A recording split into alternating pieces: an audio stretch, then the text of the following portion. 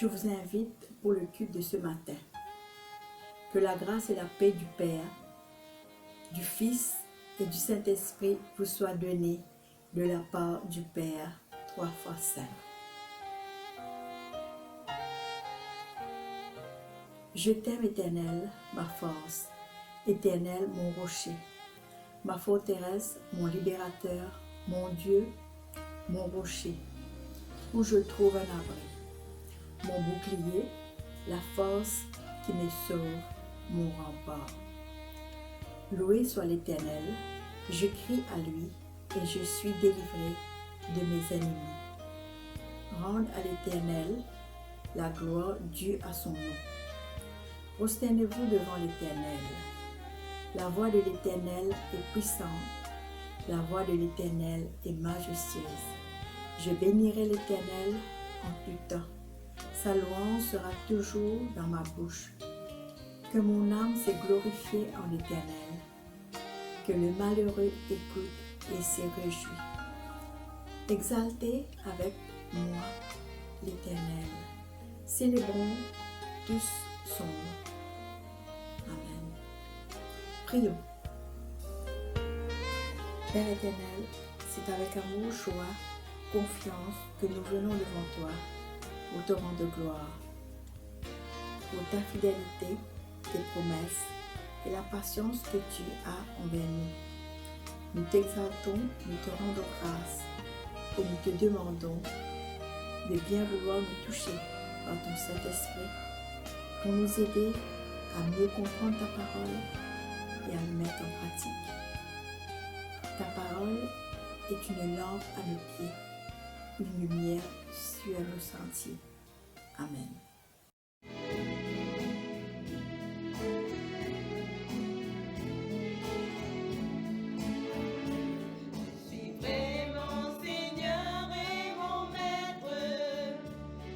Jamais m'éloigner de ses pas, sans que rien ici-bas ne m'arrête, et sans rien que le chant de sa voix. Je vivrai de bonheur et de grâce, de l'amour que son cœur m'a donné, et que rien ici-bas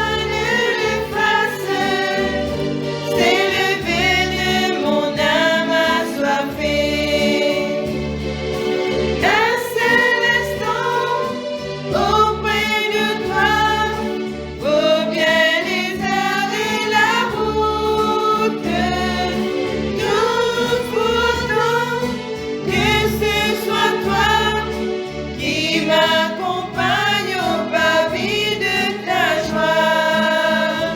Je suivrai mon Seigneur et mon Maître, sans jamais m'éloigner de ses pas, sans que rien ici-bas ne m'arrête, et sans rien que le chant de sa voix.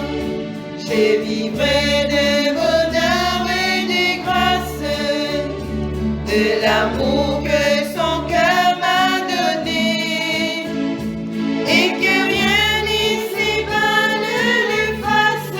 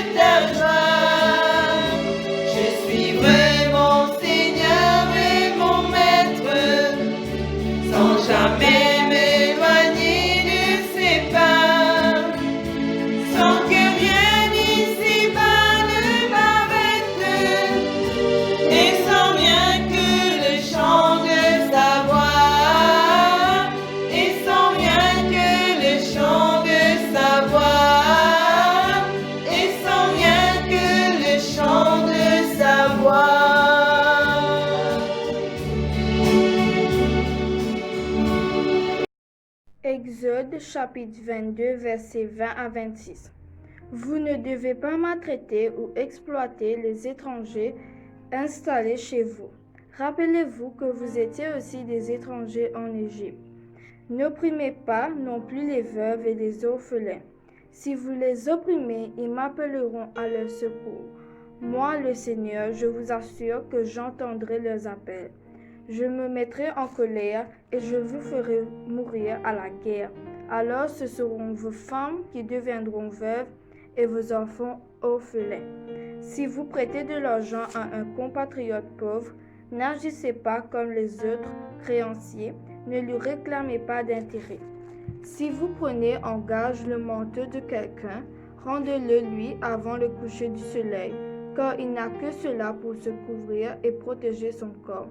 S'il en est privé, de quoi s'enveloppera-t-il pour se coucher? Il m'appellera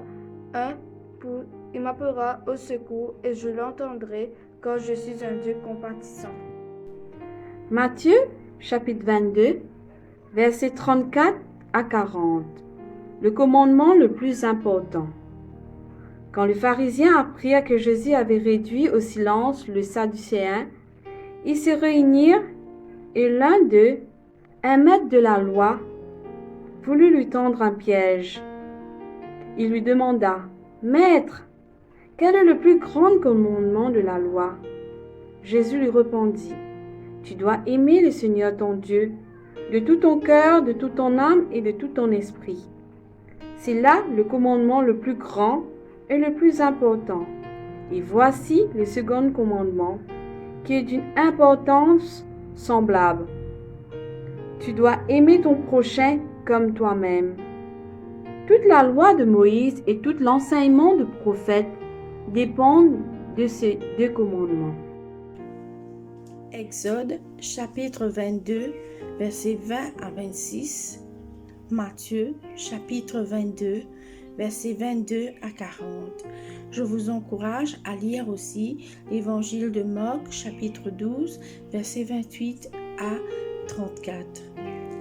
Les pharisiens, les scribes, les maîtres de la loi questionnent souvent Jésus, non pour mieux comprendre les enseignements de Jésus, mais pour y trouver une raison de le piéger et d'avoir des arguments pour le disqualifier devant les foules qui venaient en grand nombre écouter les enseignements, mais aussi avec les autorités romaines pour qu'elles décident de l'éliminer.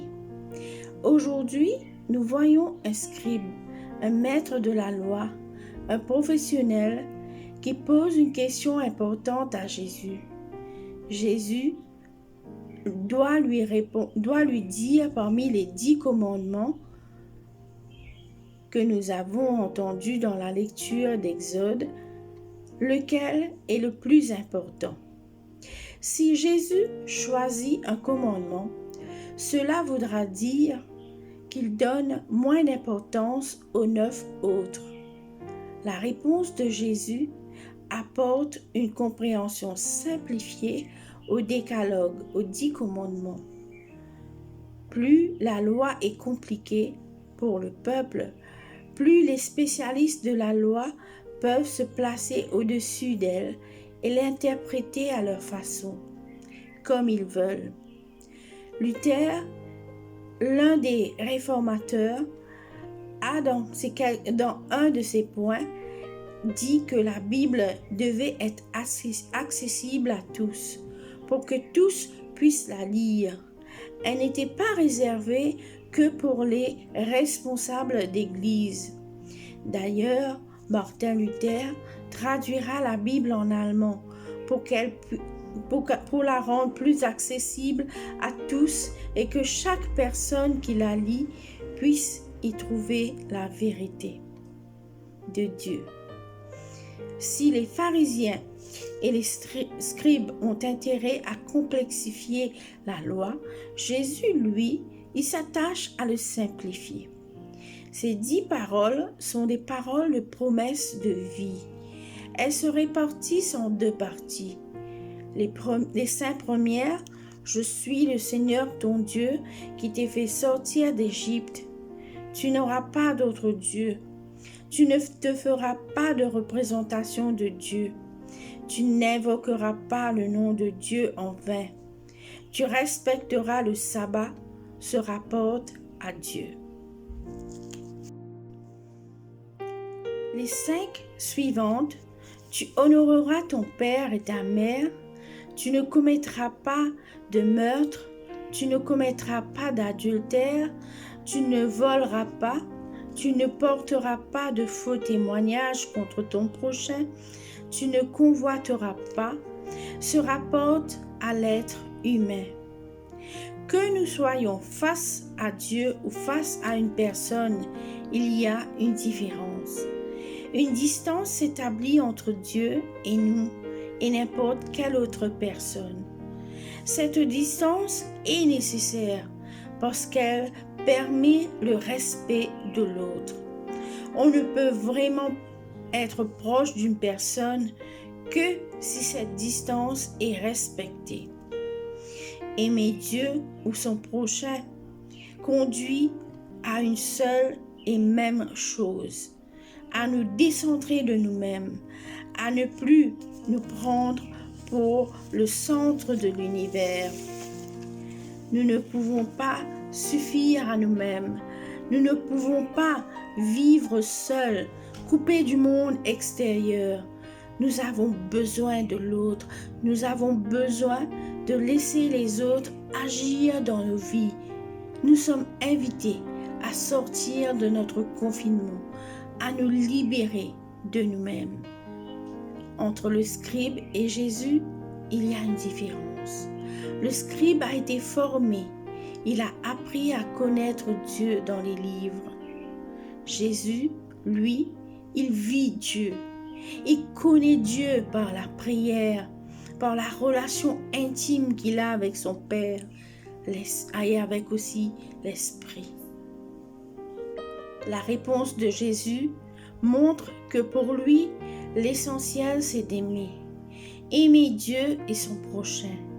L'un ne va pas sans l'autre.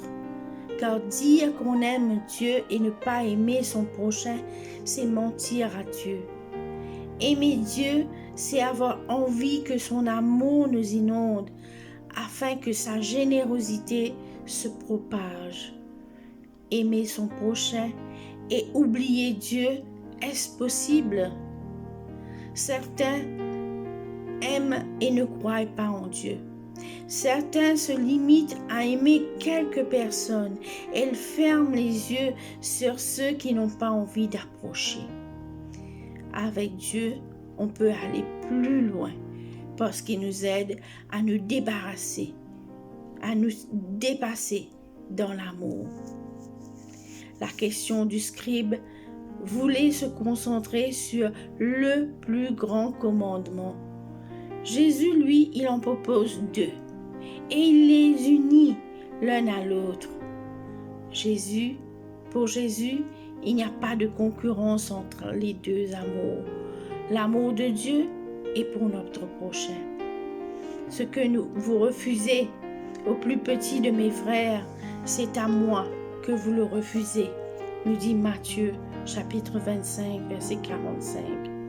Qui n'aime pas son frère qu'il voit ne peut aimer Dieu qui ne voit pas.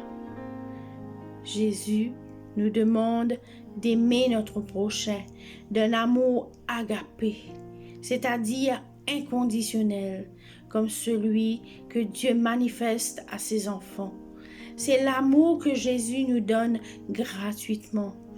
L'amour agapé est un amour qui se manifeste et qui demeure même quand l'autre le rejette. Pour Jésus, l'essentiel, c'est l'amour. Jésus confirme les intentions du scribe. Jésus le félicite pour sa démarche.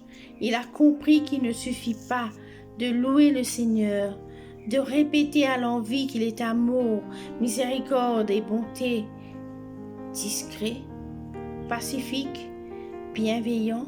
Jésus ne veut pas décourager le scribe. « Tu es sur la bonne voie, lui dit-il. Tu as la théorie, mais il te reste la pratique. Il te reste à l'accomplir. Jésus veut lui dire, il ne suffit pas de dire « Seigneur, Seigneur, je t'aime » pour être sauvé. Il faut faire la volonté de Dieu. Si aimer son prochain, c'est vouloir son bien. Nous commettons parfois de lourdes erreurs au nom de l'amour. L'amour réel des ennemis nous permet de vérifier la qualité de notre amour. Un petit rien manquait aux scribes pour entrer dans le royaume de Dieu. Ce qu'il dit est très bien, mais quant à savoir ce qu'il convient de faire afin d'être en accord avec ce qu'il dit, il y a un peu de chemin encore à faire. Il ne peut pas faire ce chemin seul. Il a besoin de l'aide de Dieu et du Saint-Esprit. Si tu as compris qu'il faut vouloir concrètement pour ton frère ou ta sœur ce que tu veux pour toi, alors une vie heureuse et une récompense éternelle t'attend. Qui est mon prochain? Tout le monde, sans exception. Tous ceux avec qui nous sommes en contact au quotidien, et même les gens que nous ne connaissons pas.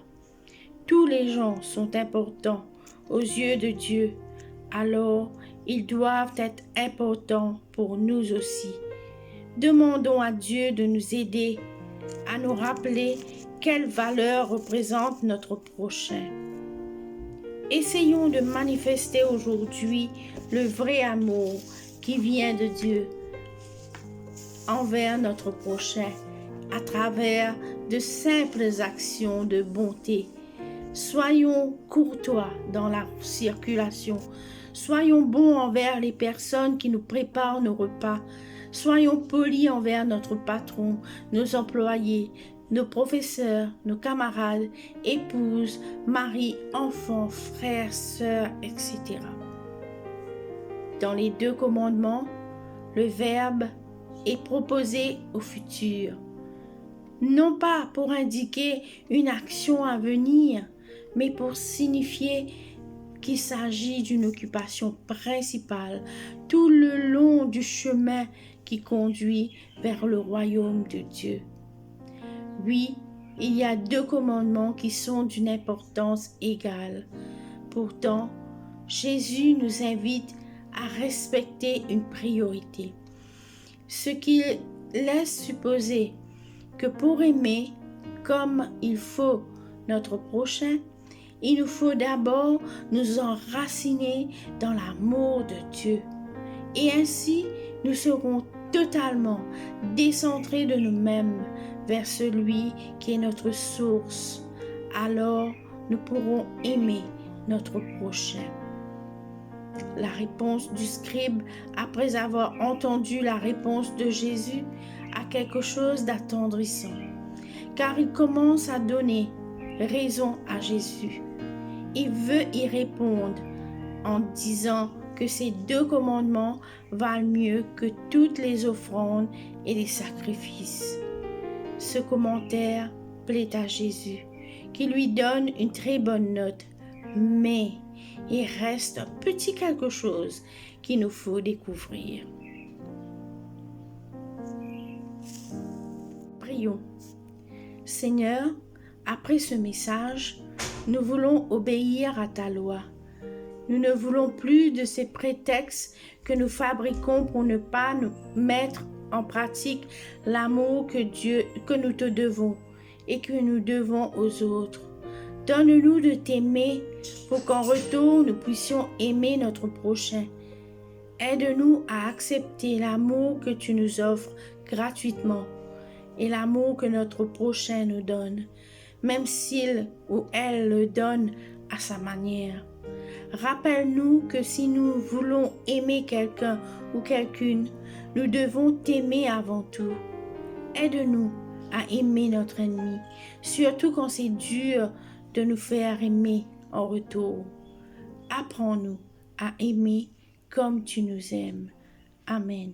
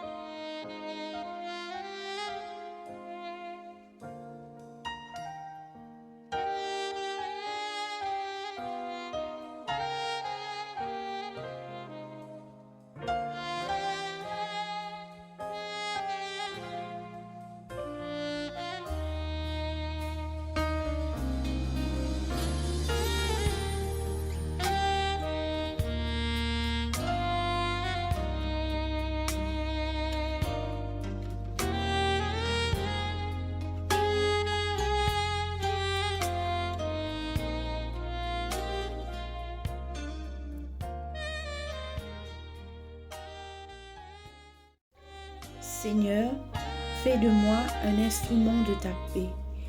Là où il y a la haine, que je mette l'amour. Là où il y a l'offense, que je mette le pardon. Là où il y a la discorde, que je mette l'union. Là où il y a l'erreur, que je mette la vérité. Là où il y a le doute, que je mette la foi. Là où il y a le désespoir, que je mette l'espérance.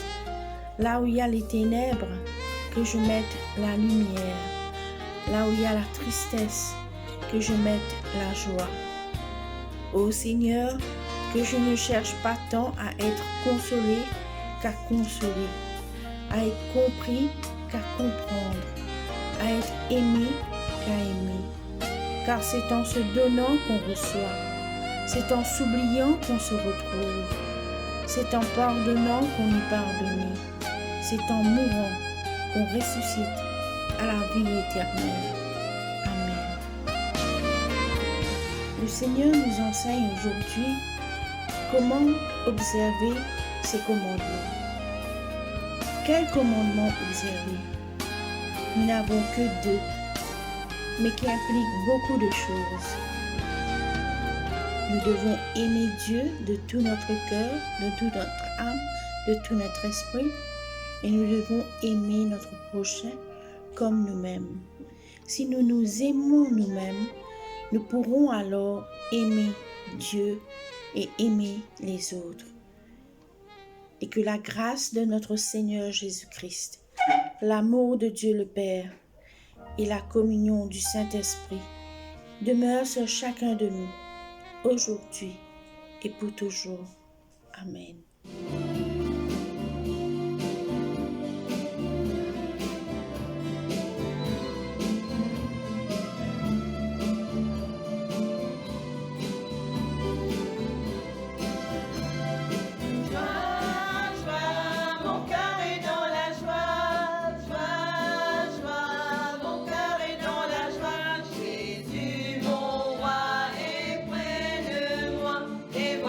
Pourquoi mon cœur